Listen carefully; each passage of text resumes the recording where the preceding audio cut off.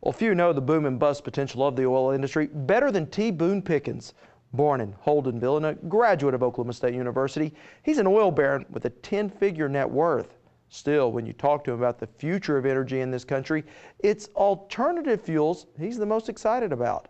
At OSU's annual energy conference, the 60-year veteran of the oil business sat down with OSU President Burns Hargis to share his views, where he told the capacity crowd what he was going to tell President Bush when he met with him later that day. The first place to focus is that there's $600 billion a year going out of this country every year for the purchase of oil. And $600 billion, that's 4 times what the Iraqi war cost. And what's your plan? Well, it's, I think that, and people are shocked when I say this, but I think you've got to go to renewables. If you look at what we have available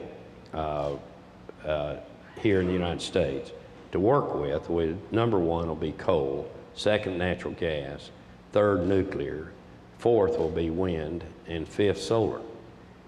If that's what you have to work with, that you've got to figure out. You didn't mention oil. I didn't mention oil. Well, of course we're producing 5.5 million barrels of oil a day in the country, so you're gonna, I guess I just left that out, but that's, we're producing all the oil we can produce, and so that's in the mix, and you're not going to be able to get away from oil and gasoline, diesel. That's going to go on for some time, but as quick as you can, if you can relieve the pressure on the imports and start to recover, that you're going to be energy secure at some point. We have drilling incentives. We've had them for years. There's subsidies for ethanol. What kind of subsidies, or should there be subsidies? How do you get enough of an investment in wind power and solar power and natural gas transportation fuel? Because I guess you've got to have both the conversion for the vehicles, and you've got to have places for them to fill up. And I know you have Clean Energy, the company Clean Energy, that's in that business. I'm just, how are we going to get enough capital? Is it just going to take the cost of oil and gas being so high? What will happen is that natural gas will be moved out of the power generation sector. Now, look at that pie and for power generation, and 50% of it is coal, 25% of it's nuke, and 22% of it's natural gas. I think you have to increase the nuclear energy in the country to get loose from our problem. But you also have got to clean up the coal to satisfy a lot of people that think coal is a disaster. It's not a disaster. It's our number 1 natural resource. So we have to use it.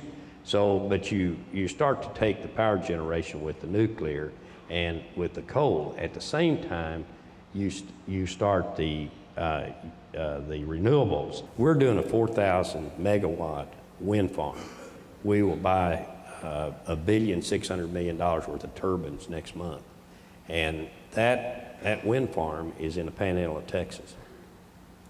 Then 4,000 megawatts, to give you a reference point, is at a nuclear plant, kind of standard size, Comanche Peak, would be 2,000 megawatts. So you're putting wind power in there for 4,000 megawatts, 2 nuclear plants.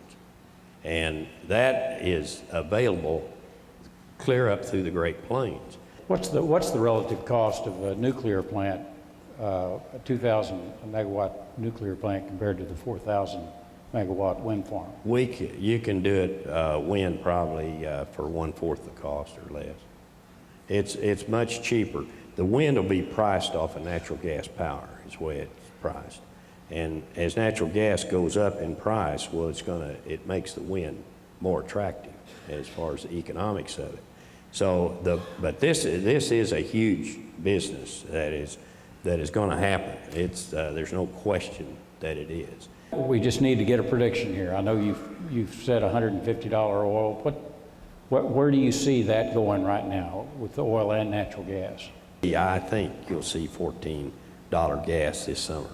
And if you have a normal winter, you could very well see it up from there, 18, 20. I think that the Saudis they've got 125 rigs operating in Saudi Arabia now, which is more rigs than they've ever had in the country. They can drill and hold their production up maybe at 9 million barrels a day, but at some point it's going to fade too. But last week, Abdullah said that this is a finite resource, and said we've got to save this for future generations in our country.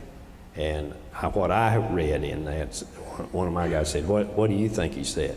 I said, he's telling you 9 million's all he can do, is where he's coming from, and that a finite resource, he's getting ready to tell us at some time in the future, look, we're going to charge you the same as we have in the past, but we're only going to give you half as much oil because your appetite is so huge. The United States uses 25% of all the oil produced in the world every day. 85 million barrels is produced every day. We use 21 million barrels, and we have only 5% of the population. So at some point there will be a spotlight go right on the United States. You're the cause of all the higher price for oil because you're using 25% with only 5% of the people.